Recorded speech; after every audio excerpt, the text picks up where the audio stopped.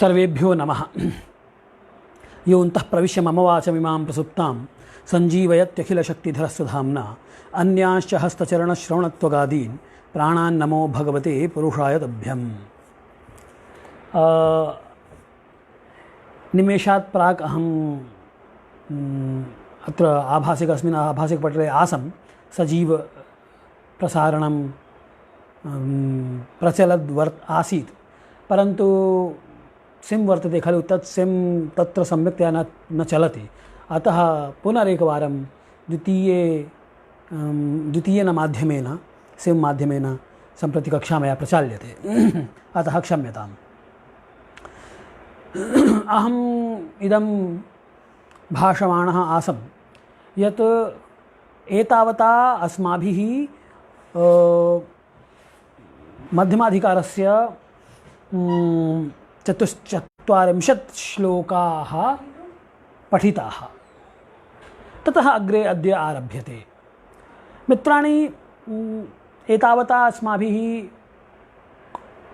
यदधीतं खलु, तत्र कालस्य स्वरूपं, तदनु कालस्य स्वरूपं ज्ञात्वा प्रत्येकं ग्रहस्य एकस्मिन् कालविशेषे नाम कल्पे उत महायुगे कियन्ति भ्रमणानि, कियन्तः भगणाः भवन्ति, तत् अथ च तेषां ग्रहाणां ये शीघ्रोच्चाः मन्दोच्चाश्च पठिताः, तेषां भगणमानानि कियन्ति वर्तन्ते, एतत् सर्वं चर्चा अस्माभिः व्यधायि। तस्मिन् क्रमे मन्दोच्चशीघ्रोच्चयोः वैशिष्ट्यमपि किञ्चित् संक्षिप्तरूपेण अधीतमस्माभिः। अथ च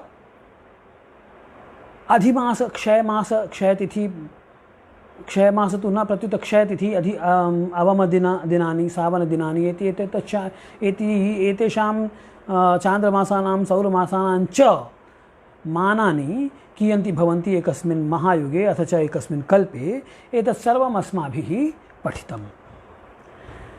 परन्तु अस्मात् श्लोकात् आरभ्य यस्मात् श्लोकात् अद्य आरभ्यते खलु, 45 श्लोकः यः भवति, तस्मात् श्लोकात् आरभ्य नवीने खण्डे, व्याख्यानस्य अथवा कक्षायाः नवीने खण्डे वयं खण्डं प्रविशामः, वयं कल्पं प्रविशामः, यस्मिन् एकस्मात् कल्पात् एकस्य कल्पस्य यदा प्रवृत्तिः भवति, तर्हि यथा वर्तमानकल्पः प्रचलति खलु, तर्हि वर्तमानकल्पस्य आरम्भात् अद्य चिन्त्यतां यत् अद्य अपि किमपि वर्षं तु प्रवर्तते खलु। अरे गतकलाब्धः वर्तते, कलियुगे कियन्ति वर्षाणि अतीतानि। तर्हि कलियुगे तावत् नाम सम्प्रति यत् सौरवर्षं प्रवर्तते, तत् वर्षस्य आरम्भकाले 5121 कलिवर्षाणि अतीतानि। तर्हि कल्पात् आरभ्य कलियुगस्य 5121 वर्षावधि कियन्ति सौरवर्षाणि भवन्ति इति एतावत्, नाम सामान्यतया यदि वदामि चेत् कल्पात् आरभ्य अद्यावधि कियन्ति सौरवर्षाणि अतीतानि, अस्य गणना सम्प्रति आरभ्यते इति कथनस्य अभिप्रायः।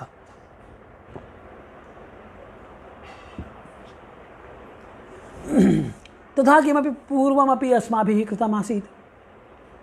पुनः अयं वदति ग्रंथकारः कि षण्मनूनां तु संपीड्य कालं तत्सन्धिभिः सह, कि जो 6 मनु हैं, संपीड्य अर्थात संयोजयित्वा, संपीड्य यदा उच्यते तदा संपीड्य इति कथनं संयोजयित्वा इति अर्थः।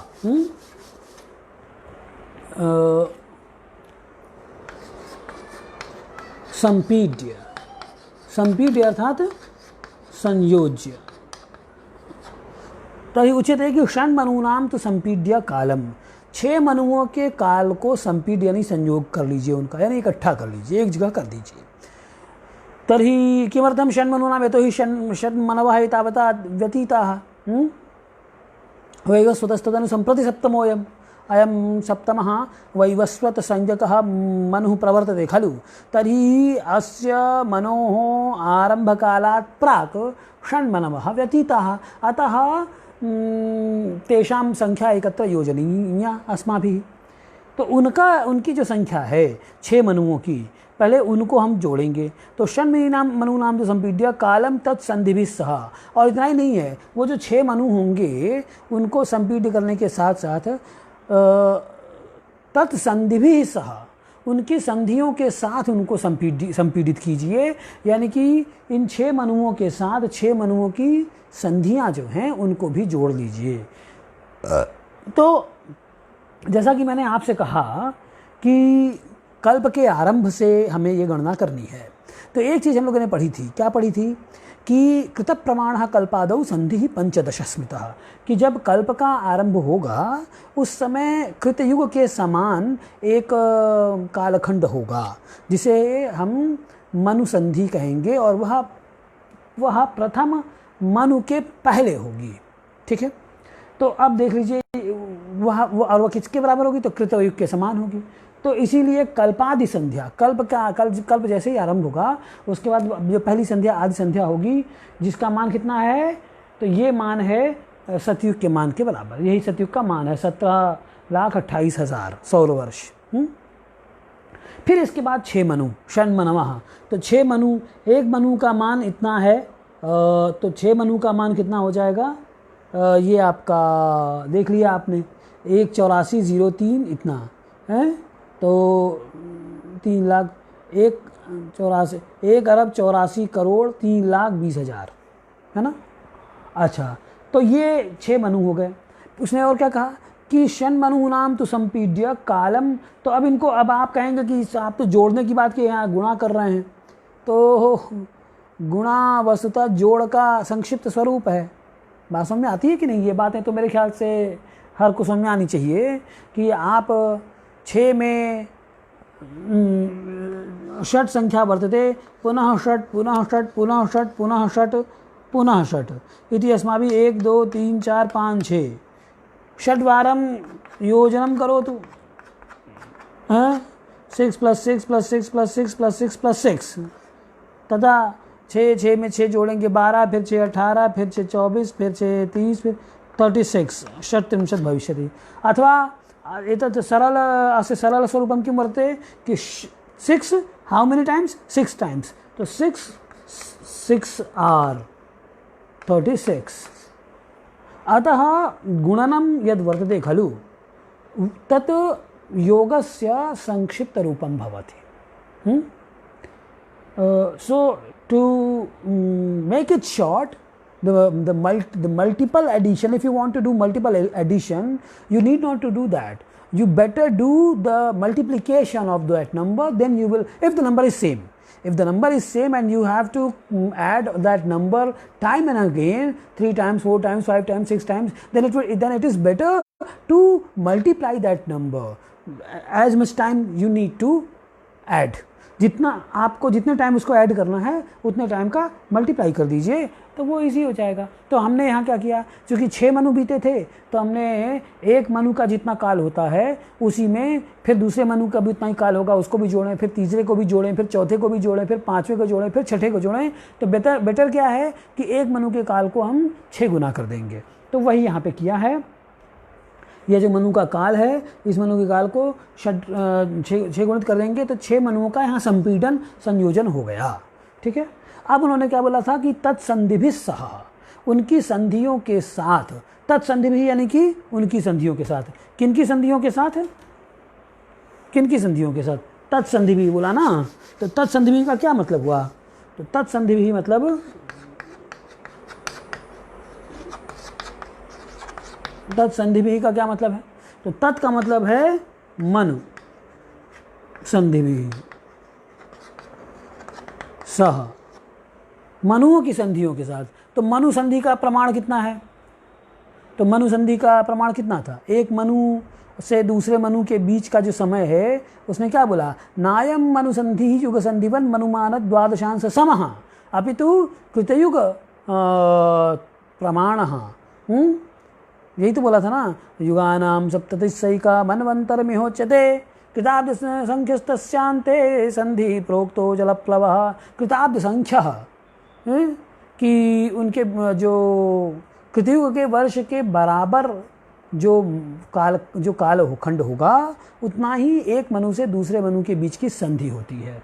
तो 6 मनु बीत गए, उनकी 6 संधियां बीत जाएंगी, तो ये 6 मनु संधियां बीत गई। तो ये 6 मनु संधि के लिए आपने क्या किया?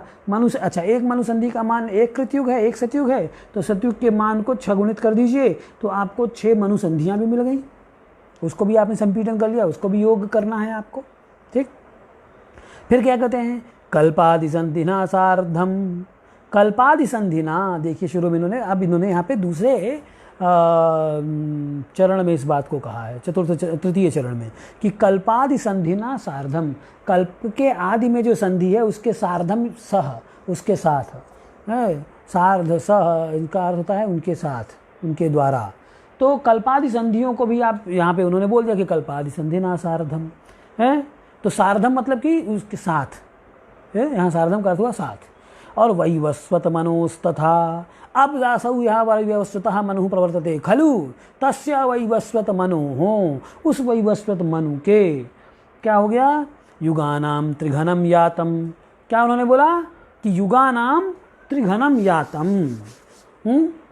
तो युगानाम त्रिघन, युगों के त्रिघन चले गए, तो त्रिघन, त्रिघनम, त्रिघनम यानी कि 3 का घन। घन किसे कहते हैं? समत्रिघातः। एक ही संख्या को 3 बार आप गुणा कीजिए तो उसे घन बोलते हैं, जिसे कि आप क्यूब बोलते हैं मॉडर्न मैथमेटिक्स में। दैट इज कॉल्ड घन इन संस्कृत। तो 3 का घन यानी 3 गुणे 3 गुणे 3, तो कितना हो गया? 3 3 9 3 27। तो इसे आप क्या बोलते हैं? 3 क्यूब इज इक्विवेलेंट टू 27। तो युगानाम त्रिघनम कि युगानाम त्रिघनम यातम, वैवस्वत मनु के 27 युग। अब वहाँ युग का मतलब महायुग है, हाँ? तो युगानाम त्रिघनम यातम, युगानाम, अब तो यहाँ युगानाम का क्या मतलब हुआ? महायुगानाम, कि महायुगों के त्रिघन बीत गए, यानी 27 बीत गए। ठीक है ना? तो युगानाम त्रिघनम यातम, महायुगों के जब 27 बीत जाते हैं तो उसको आप क्या बोलते हैं? ये देखिए, युगानाम त्रिघनम, ये हो गया 27 महायुग है। तो युगानाम त्रिघनम यातम, तो उस जो महायुग 27 बीते उनका भी मान लिख लीजिए। तो एक महायुग का मान 43,20,100 वर्ष है, तो 27 का कितना होगा? तो अब उसके लिए या तो 27 बार उनको जोड़िए एक ही महायुग के मान, 43,20,000 धन 43,20,000 धन 43,20,000 धन 43,20,000, 27 बार जोड़िए। इदम करो तो अथवा किम कर्तुम शक्यते यन महायुग मानम वर्तते तदेव 27 गुणात्मकम क्रियते चेत 27 महायुगानाम मानानि ज्ञातुम शक्यन्ते। तो हमने क्या किया कि 27 से गुणा कर दिया, तो 27 महायुग यानी इतना हो गया आपका। ठीक, तो उसने यही कहा, युगानाम त्रिघनम यातम तथा कृतयुगम तु इदम, तथा कृतयुगम त्विदम तु इदम। कृतयुग जो है तो वो तो ये 27 महायुग बीत गए आपके। अब इसके बाद 28वें मनु का क्या उसने बोला था? अल्पावशिष्टे तो कृते, कि कृतयुग चल रहा है। अब अवश्य अल्पावशिष्ट थोड़ा ही बचा हुआ समाप्त होने में, इसलिए कृतयुग पूरा ले लीजिए। ग्रंथारंभ के समय तक कृतयुग मान लीजिए कि कृतयुग समाप्त हो गया, तो कृतयुग का मान लिख लीजिए, तो 17,28,000 ये हो गया। अब इन सबको आप जब जोड़ेंगे तो कल्प के आरंभ से लेके कितना हो जाएगा? इतना आएगा कि नहीं आएगा, ये देखने वाली बात होगी। हमने कर तो दिया है, लेकिन एक बार थोड़ा इसका एडिशन आप देख लीजिए, वो थोड़ा ज़रूरी है। देखिए ये तो 0 0 हो गया, ये 3 0 तो सीधे उतर जाएंगे। अब ये 8 है, तो 8 यहाँ 0, या 8 8 16 16 8 8 का 24 का 4 हासिल लगा 2, फिर 2 2 4 2 6 6 6 12 12 4 16 16 2 18 का 8 हासिल लगा 1 7 1 8 8 3 11 11 3 14 14 6 20 20 7 27 का 7 हासिल लगा 2 हैं 2 और फिर उसके बाद ये 6 8 8 1 9 कुछ गलत हो रहा है क्या? तो अब देख लीजिए यहाँ तक तो हो गया ना 84 तक। अभी क्या हो गया 7 3 10 3 13 13 6 19 19 7 7 16 26 यहाँ पे थे ना हम लोग। इसके बाद दोबारा कर लेते हैं 8 8 16 8 3 का 24 तो 24 का 4 हासिल लगा 2।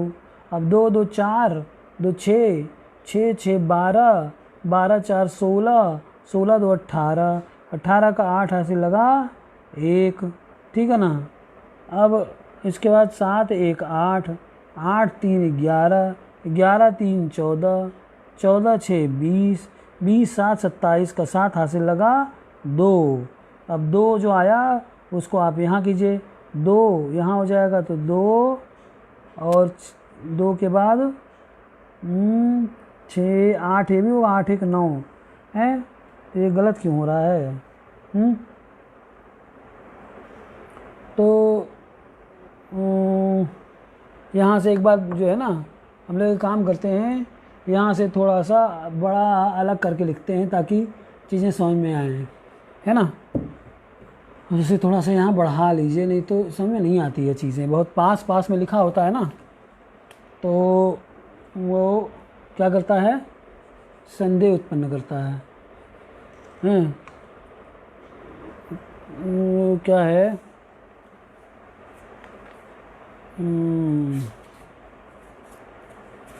देखिए तो ये हो जाएगा 1 84 3 20 84 अब 3 इसको भी थोड़ा दूर लिखें, है ना। इनका क्या होता है ना कि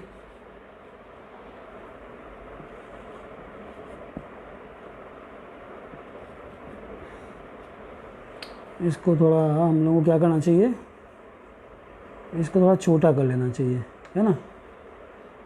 जो 6 मनुओं के मान हैं 6 गुणे मनु का मान 30 67 20 30 67 20 000 ये है इतना।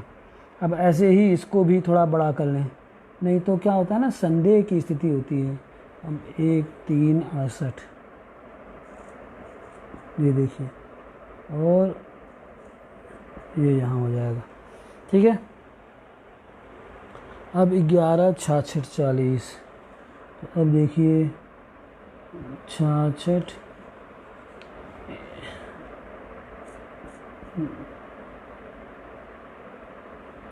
66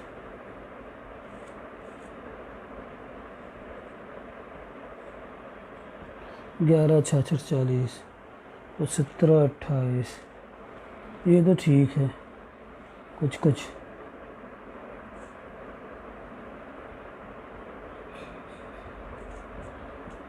17 28। अब एक बार फिर से थोड़ा जोड़ते हैं, है ना। तो अब देख लीजिए 28 1 84 3 20 000 1 3 68 1 3 68 000 11 66 40 11 66 40 000 17। अब थोड़ा करते हैं फिर से। तो ये 3 तो हो गया। अब इसको देख लीजिए 8 8 16 8 24 का 4 हासिल लगा 2। ठीक। और 2 2 4 4 2 6 2 2 4 4 2 6 6 6 12 12 4 20 12 4 16 16 2 18 का 8 हासिल लगा 1। ठीक। 1 हो गया तो 7 1 8। ठीक है। 8 3 11 11 3 14 14 6 20 20 7 27 का 7 हासिल लगा 2। ठीक है। तो 2 1 3 3 6 9 1 10। देखिए थोड़ा बड़ा करने से चीज़ें समझ में आती हैं और नहीं तो क्या होता है भ्रम की स्थिति उत्पन्न होती है। तो अच्छा ये एक ऐसी चीज़ है ना कि इसमें आपको धैर्य रखना पड़ता है। अब देखिए यहाँ से जितना भी होगा ये सब का सब गणित होगा, और ये जो गणितीय कार्य होता है ना, गणितीय कार्य बोरिंग होता है।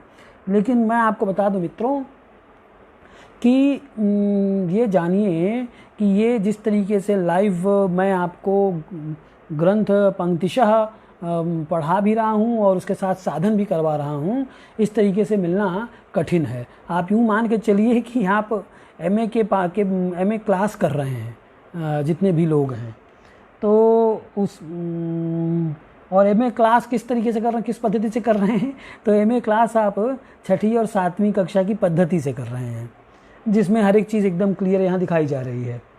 तो हो गया ना, तो 7 3 10, 10 3 13, 13 6 19, 19 7 नहीं इधर से था ना, 7 1 8 3 11, 11 3 14, 14 6 20, 20 7 27 के साथ हाथ से लगा 2, 2 1 3, 3 6 9, 9 1 10 का 0 हाथ से लगा 1। ठीक है, अब उसके बाद फिर बचा ये, तो 10 हाथ से लगा 1, तो 4 1 5, 5 1 6, 6 1 7, देख रहे हैं, तो ये हो गया 7। अब उसके बाद ये क्या हो गया, 8 और 1 9, और फिर ये 1 उतर जाएगा। ठीक, तो 197,0784 यानी 1,97,97,84,000। ये तो हो गया कि कल्प के आरंभ से लेके और जब ये ग्रंथ का निर्माण हुआ है तब तक, ग्रंथारंभ जो स्वयं ऋषि कह रहे हैं कि भाई जो मयासुर यह आसीत, उसने जो तप किया, he performed an austerity, and after pleasing from his austerity, Lord Sun gave him a boon. तो वो जो boon उन्होंने दिया, and he gave the knowledge of Surya Siddhant, or you can say the knowledge of astronomy as the boon. कि वर के रूप में, वरदान के रूप में उसने, भगवान सूर्य ने इसको काल ज्ञान दिया, जिसे सूर्य सिद्धांत बाद में कहा गया। तो जब ये मयासुर ने जब ये ज्ञान लिया, उस समय सतयुग का अंत था, तो सतयुग के अंत जितना तक तो ये काल हो गया। अब इसमें क्या करेंगे हम, इसमें अब त्रेता युग भी जोड़ेंगे, तो त्रेता युग का मान जोड़ दिया, द्वापर का मान और कलयुग का मान, कलयुग यानी जितना बीत गया है, तो 5121 गत कलिगताब्द है। कली वर्ष में, कलयुग में इतना बीत, कलिगताब्द यानी कि कलयुग में इतने वर्ष बीत गए हैं, 5121। तो अब हम क्या करेंगे, अब हम इस संख्या को यहाँ जोड़ेंगे। तो इस संख्या को जो हम जोड़ेंगे उसको मैं रेड से लिखूँ क्या, रेड से लिख देता हूँ। देखिए इसको अगर आप जोड़ेंगे तो देखिए क्या हो जाएगा, ये 1 हो गया सीधे, ये 2 हो गया, ये 1 हो गया। ठीक, अब आगे 4 6 10, 4 14, 14 5 19, 19 का 9 हाथ से लगा 1। अब 8 1 9, 9 9 18, 18 6 24, 8 6 14 24, 24 का 4 हाथ से लगा 2, 2 7 9, 9 2 11, 11 8 19, 19 का 9 हाथ से लगा 1, 1 1 2। ठीक है, ये हो गया। और फिर उसके बाद 197 उतार दीजिए, इतना है ये। यानी कि कलयुग जो आपका बीता है, कलयुग के बीतने के बाद से ये देख लीजिए लगभग 8,000, ये इकाई दहाई सैकड़ा, हज़ार 10,000 लाख, 8 लाख, ये 12 लाख, ये 12 8 20, 20 8 28, 28 5 33, 33 34 लाख लगभग, और इसमें ऐड करेंगे आप। ठीक है ना, इसमें कितना, 12 12 8 20, 20 5 25 है ना, और ये 12 क्या, 12 96 यानी कि 13 ले लीजिए, 13 और 13 और 5 18, 18 8 26, 26 64, ये हो गया। ये कुछ है तो इतना अगर हम जोड़ लेंगे 26 लाख, एक क्या मतलब हुआ, 12 8 20 5 25, 13 मान लीजिए इसको, 13 13 8 8 3 11 21 21 5 26, तो 26 लगभग 27, 27 लाख लगभग वर्ष सतयुग के बाद अब तक में बीत चुके हैं। एक ये भी मैं कहना चाह रहा हूँ, जिसको आपको ध्यान रखना है। ठीक है, वो मैंने कैसे किया, कुछ नहीं, बस सीधे त्रेता युग को, द्वापर को, इन दोनों के मान को आप जोड़ दीजिए। तो ये 13 लाख इसका है, 8 लाख, 8.5 लाख से ऊपर इसका हो गया, तो 13 8 21 21.5 से हो गया, और 8 11 21 21.5 और 5 हाँ, तो 21 लाख 13 8 8 21 लाख 64 5 69 21,69,000 या 21,70,000, 27 लाख नहीं बल्कि 21,70,000 वर्ष सतयुग के बाद लगभग और बीत गए हैं आपके। तो टोटल ये जो संख्या आई, ये संख्या क्या है? तो ये जो संख्या है, ये संख्या है कल्प के आरंभ से लेके वर्तमान में जो वर्ष चल रहा है ना, उस वर्ष तक में कितना समय बीत गया है, यह मान है। ठीक, तो इसे क्या बोलेंगे? कल्पादारभ्य गत वर्षावधि गत सौरमानानि। क्या बोलेंगे इसको?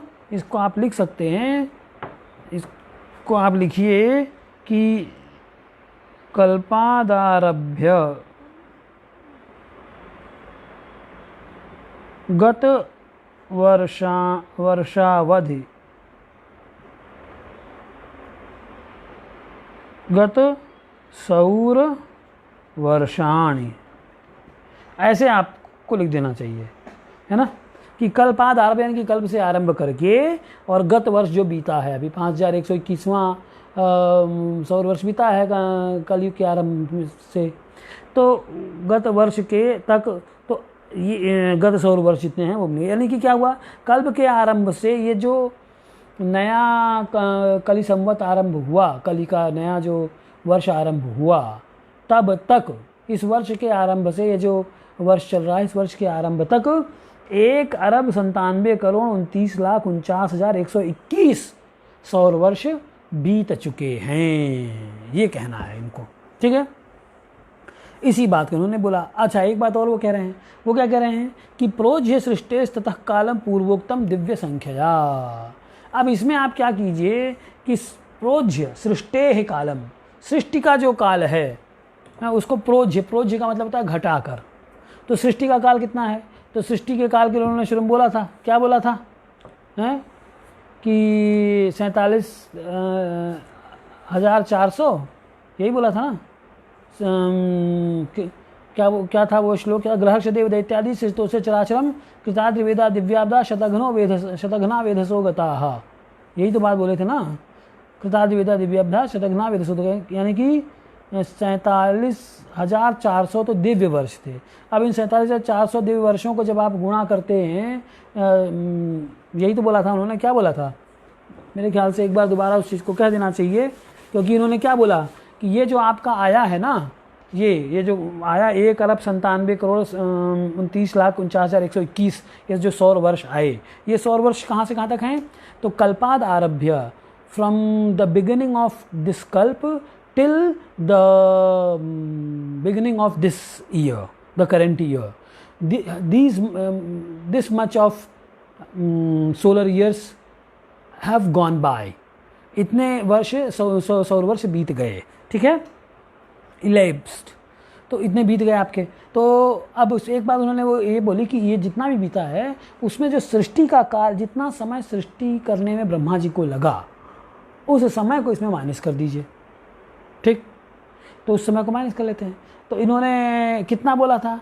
तो आप 24वां श्लोक देखेंगे तो उसमें उन्होंने क्या बोला है कि ग्रहक्ष देव दैत्यादि सृजतोस्य चराचरम कृताद्रिवेदा दिव्याब्दा। क्या बोला था?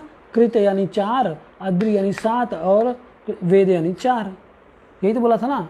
कृत का मतलब 4 यानी सतयुग, आद्रि यानी पर्वत 7 और वेद यानी 4 होते ही हैं। तो कृताद्रि वेदा दिव्याब्दा शतघ्ना, तो इसको 100 से गुणा कर लीजिए, तो 47,400 दिव्याब्दा, इतने दिव्य वर्ष होते हैं। ये दिव्य वर्ष हैं, दिव्य वर्षाएँ किस चीज़ में बीते ये? तो कल्पाद आरभ्य सृष्टि कालम यावत, जितने इतने समय में ब्रह्मा जी ने सृष्टि की, ये भाव है। तो कल्पात सृष्टि कालम, कल्प से आरंभ लेके सृष्टि काल जितना है ये है।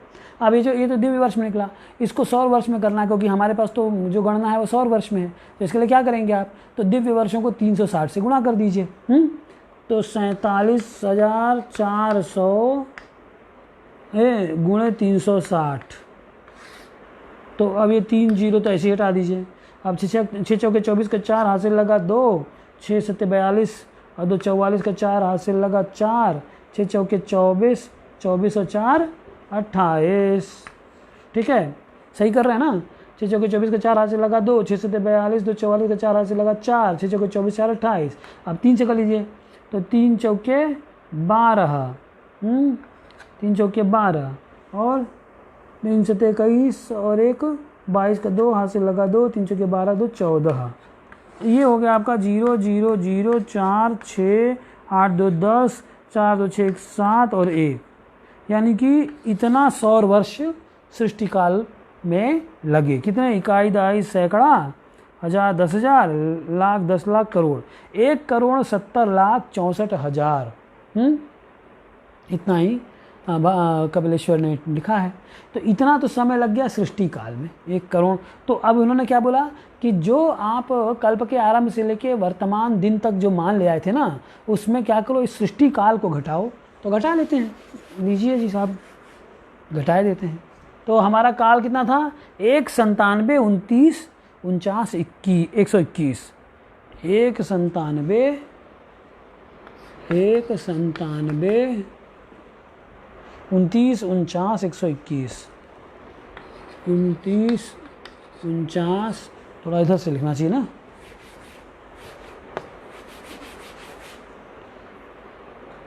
197 29 49 121। ठीक, अब इसमें हम ये घटा लेंगे 170 64 000, 170 64 170 64 000, ये काल आप घटा लीजिए। ठीक है, बात समझ में आ रही है।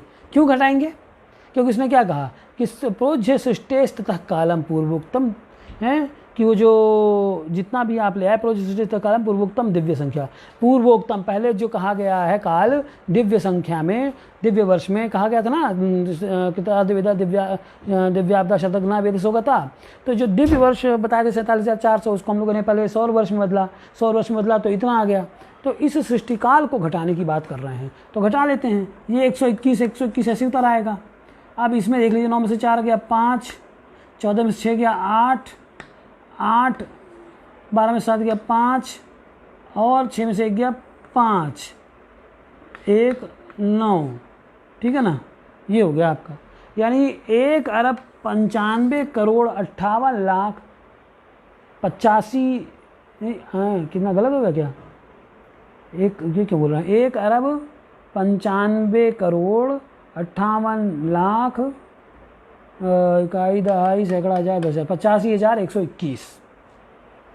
ये क्या है, ये कौन से वर्ष है, तो ये जो सृष्टि काल है ना, ये कौन सा काल, ये क्या था, सृष्टि काल। इस सृष्टि काल को आपने क्या कर दिया, माइनस किया। कितने में माइनस किया, तो कल्पात गत वर्षावधि गत सौर वर्षाणी, जितना जो गत सौर वर्ष आया कल्प के आरंभ से लेकर आज तक जितने सौर वर्ष बीत गए, उनमें हमने क्या किया, जितने सृष्टि काल में जितने सौर वर्ष बीते थे उनको माइनस कर दिया। तो ये आपके पास संख्या आ जाती है। ठीक, क्लियर है बात। तो इसी को उन्होंने बोला कि प्रोज्य सृष्टेश तथा कालम पूर्वोक्तम दिव्य संख्या।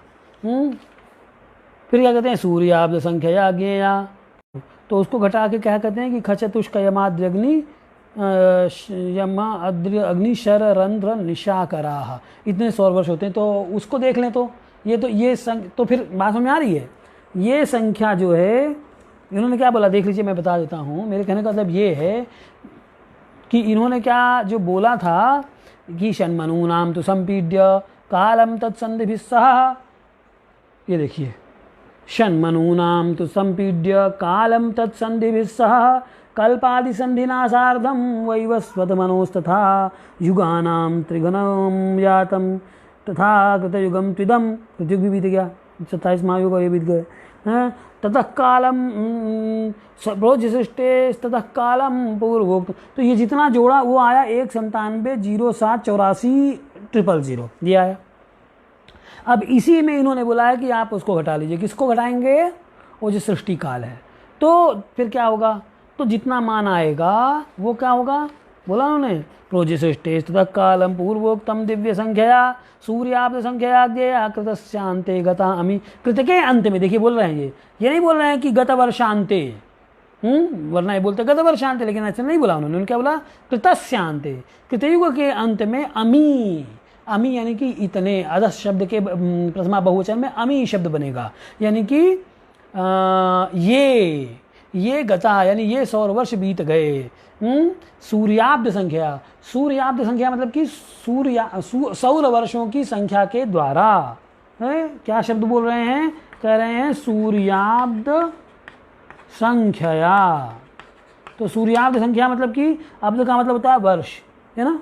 तो सूर्याब्द यानी कि सौर वर्ष, सौर वर्ष की संख्या के द्वारा, ये इसका अर्थ होगा कि सौर वर्षों की संख्या के द्वारा, यानी सौर वर्षों की संख्या में अगर हम गणना करें तो सूर्याब्द संख्या अमी कृतस्यांते गता ज्ञेया, कृतयुग के अंत में इतने बीत गए, यह समझना चाहिए। कितने बीत गए? तो उसको संख्या दे रहे हैं। क्या संख्या दे रहे हैं?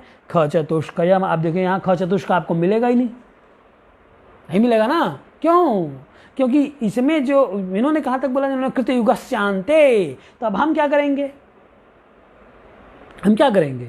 हम ये करेंगे कि जो इन्होंने कृतयुग के अंत तक की जितनी संख्या बोली थी, कौन सी? ये वाली 19707840000, तो इसको ले लेंगे हम। ठीक है, यही कर दें क्या? यही करके देख लीजिए। देखिए हम क्या करेंगे, अब इसको हटा दीजिए और इसमें इन्होंने जो ये सृष्टि काल है ना, उस सृष्टि काल को घटा लीजिए। सृष्टि काल इनका कितना था? तो देखिए सृष्टि काल में इनको लगा है, ये देखिए 1,70,64,000 यही तो लगा है ना। तो इसको हम यहाँ घटा लेते हैं। देखिए 1,70,64,000, अब इसको घटाइए। तो इसको जब घटाएंगे तो कितना? ये सृष्टि काल है। तो क्या निकलेगा? तब जो निकलेगा उसे आप क्या बोलेंगे? वो कहलाएगा वो सतयुगांते, न कि गतवर्षांते। बल्कि क्या हो जाएगा? सतयुगांते या कृतयुगांते, इसी को कृत बोल दीजिए, है ना। कृतयुगांते कल्पात गत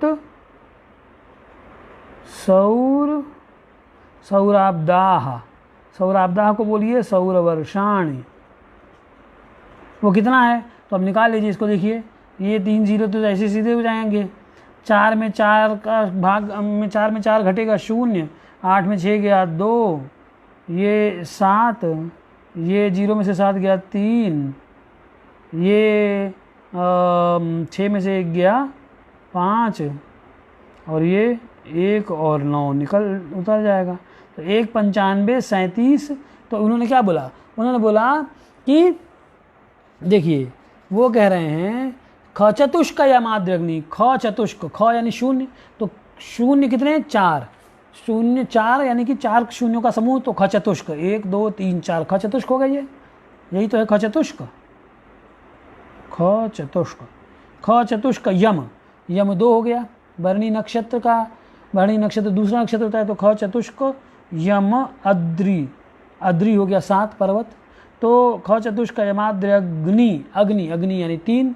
तो ख चतुष्क यमाद्र्यग्नि शर रंध्र, शर हो गया 5, रंध्र हो गया 9 और निशाकर हो गया 1। तो ये संख्या आपको मिल जाएगी। जो ग्रंथ में जो इन्होंने संख्या बोली है, उस संख्या को अगर आपको लाना है तब फिर इसमें सतयुग के आगे द्वापर, त्रेता द्वापर और कलयुग का संस्कार मत कीजिए, ठीक। तब तो आपको ये जो ग्रंथ में पढ़ी हुई संख्या है वो मिल जाएगी, खचतुष्कैमादग्नि शररंध्र निशाकरा। लेकिन तब ये जो संख्या मिलेगी वो क्या मिलेगी, तो कृतयुगस्यान्ते गता अमी, कृतयुग के अंत में ये गत हैं। तो अब कृतयुग के अंत में गत होने से तो बात नहीं बनेगी ना, आपको तो त्रेता भी बीत गया है, द्वापर भी बीत गया है, और कली युग जब आरंभ हुआ उससे 5121 वर्ष और बीत गए हैं। ये जो नया वर्ष चल रहा है, इस जो वर्ष चल रहा है उसमें इसलिए हमें त्रेता को भी घटाना पड़ेगा, त्रेता को भी जोड़ना पड़ेगा इसमें जो बीत गए उनमें, द्वापर को भी, और कलयुग के 5121 वर्ष। तो जब उसे आप जोड़ेंगे तब आपके पास संख्या आती है 1, 97, 29, 49, 121, ठीक। अब इसमें आप सृष्टिकाल घटाएंगे तो ये फिर आपको नया मान निकलेगा। ये जो मान निकलेगा ये जो 5122वां कलयुग में जो 5122वां वर्ष आरंभ हुआ उसके पहले तक अब ये नहीं बोलिएगा आप, क्या अगर आपने सृष्टिकाल घटा लिया तब क्या बोलेंगे, इस कल्प में सृष्टिकाल के बाद से लेकर वर्तमान वर्ष के आरंभ तक के ये गत 100 वर्ष हैं। और अगर आपको सृष्टिकाल का नहीं बोलना है तब क्या बोलेंगे, तब उसके लिए फिर आपको ये वाली संख्या लेनी पड़ेगी, 1, 97, 29, 49, 121। तब क्या बोलेंगे, तब वो बोलेंगे कल्प के आरंभ से लेके वर्तमान वर्ष तक जितने 100 वर्ष बीते हैं वो कितने बीते, 1,97,49,49,121। और कोई ये कहे कि सृष्टि काल हटा के कहिए, तब क्या कहेंगे, तब कहेंगे इस कल्प में सृष्टि काल के बाद, सृष्टि हो जाने के बाद, सृष्टि काल संपन्न हो जाने के बाद से लेकर और आज तक कितने बीते, तो 1,95,00,00,000 97 करोड़ नहीं बल्कि 95,58,85,121 100 वर्ष बीत गए, ऐसा बोला जाएगा, ठीक। मेरे ख्याल से इतनी बात समझ में आती है, ये आपकी समझ में आ गई होगी। अब इसके आगे जो है आहरगण साधन होगा, तो इसका मतलब क्या हुआ कि जो ये 100 वर्ष आए ना, अब इन 100 वर्षों को हम क्या करेंगे, इन 100 वर्षों को हम दिन में कन्वर्ट करेंगे। कि अभी तक तो ये हो गया कि भाई कल्प के आरंभ से लेके, चाहे सृष्टि काल जब समाप्त हुआ तब से लेके सृष्टि जब हो गई और उसके बाद से जब प्रवर्तन उसका आरंभ हुआ तब से लेके कितने वर्ष बीते हैं। लेकिन इन वर्षों से काम नहीं चलेगा, हमको क्या करना पड़ेगा, इन वर्षों को दिनों में कन्वर्ट करना पड़ेगा। तो दिनों में कन्वर्ट कैसे करेंगे, क्या हम 100 दिन 30 से गुणा कर दें, 360 से गुणा कर दें तो 100 वर्षों को तो हमारे पास 100 दिन आ जाएंगे क्या, कि 365 से गुणा करना पड़ेगा। क्या 100 दिनों से काम चलेगा, या चांद दिनों से चलेगा, या नक्षत्र दिन से, या कि सावन दिन से काम करेंगे, किससे करेंगे, ये सारे के सारे प्रश्नों का उत्तर हम कल खोजने का प्रयास करेंगे मित्रों। तो इन्हीं शब्दों के साथ आज की कक्षा यहीं समाप्त की जाती है। अधिक से अधिक संख्या में जुड़ें इस संस्कृत शौर्यम के पेज पर, मेरे पेज पर, इन पर जुड़ें आप, और अधिक से अधिक संख्या में जुड़कर सब शेयर भी करें, अधिक से अधिक संख्या में इसको पहुंचाएं। धन्यवाद। जयतु संस्कृतम, जयतु भारतम, जयतु ज्योतिषम।